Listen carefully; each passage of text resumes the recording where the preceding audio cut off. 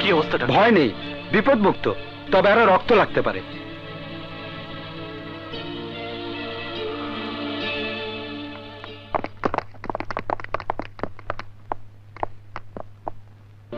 আমরা যে তোমার ওই বাগানের ফুল,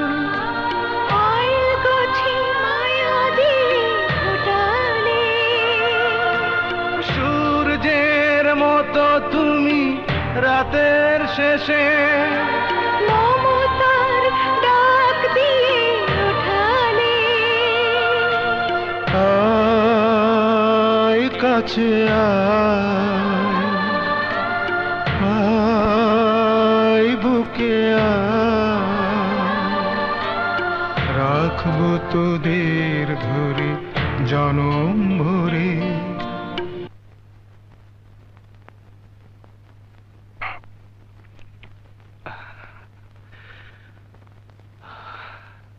ডাক্তার সাহেব, জ্ঞান ফিরতে কত সময় লাগবে? 3 ঘন্টা তো লাগবেই।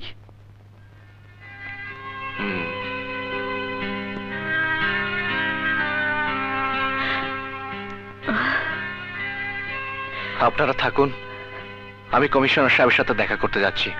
অসুবিধা হলে আমাকে ফোন করবেন।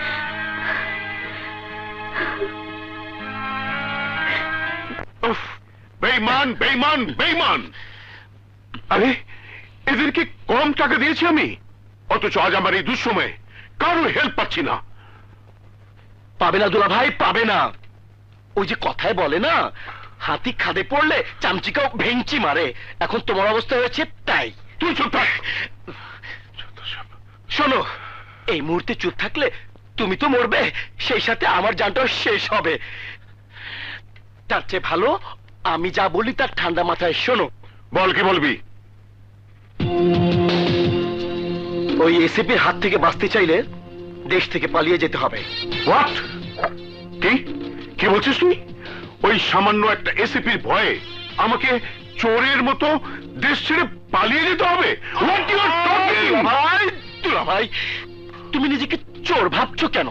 কত বড় বড় নেতা, ক্রিমিনাল পুলিশের ভয় দেশ ছেড়ে পালিয়ে যায়। তাই বলে কি তাদের মান সম্মান কমে যায়? যায় না, বরং তাদের মান সম্মান জনপ্রিয়তা আরো বেড়ে যায়। তারা ওই বিদেশের মাটিতে বসে নিশ্চিন্তে দাবার গুটি চালে। আমরাও তাই করব। বিদেশে বসে রিমোট টিপবো, এদেশে বোমা ফাটবে। সেই বোমার আঘাতে আমাদের শত্রুরা ধ্বংস হয়ে যাবে। তারপর আমরা আবার ফিরে আসব বীরের বেশে। ওয়ান্ডারফুল ওয়ান্ডারফুল শালা বাবু! তোর বুদ্ধির জবাব নেই। সুবুদ্ধি নয় দুলা ভাই, কুবুদ্ধি। বিশ্বাস করুন আঙ্কেল, ওই এসিপি রানার জন্য আমার বাবা আর আমার ভাইয়ের খুনিরা আমার হাত থেকে বেঁচে গেছে।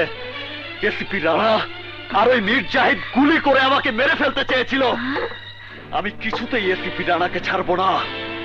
প্রয়োজনে মীর জাহিদ আর মীর জাফরের আগে আমি এসিপি রানাকে খুন করব। অসম্ভব, অসম্ভব আকাশ। তোমার এই হাত দিয়ে এসিপি রানাকে কখনো তুমি আঘাত করতে পারবেন না। তার আগেই তোমার এই হাত অবশ হয়ে যাবে। কারণ রক্ত রক্তকে কখনো আঘাত করতে পারে না। ও এসিপি রানা নয়, তোমারই ভাই আবির চৌধুরী। আঙ্কেল, এ আপনি কি বলছেন? হ্যাঁ আকাশ, আবির সেদিন মারা যায়নি। আমি তাকে ম্যান হোল থেকে তুলে অন্য হাসপাতালে নিয়ে যাই। আল্লাহর অশেষ রহমতে ডাক্তারদের চিকিৎসার উসিলায় ও সুস্থ হয়ে ওঠার পর আমি তাকে নিয়ে স্বরাষ্ট্রমন্ত্রী মহোদয়ের সাথে দেখা করি। মন্ত্রী মহোদয় সবকিছু শুনে দেশের শান্তি ও নিরাপত্তা রক্ষার্থে আবিরকে পুলিশ ডিপার্টমেন্টে নিয়োগ দেন। প্রকৃত অপরাধীদের ধরার জন্যই এতদিন ওর আসল পরিচয় গোপন রাখা হয়েছিল।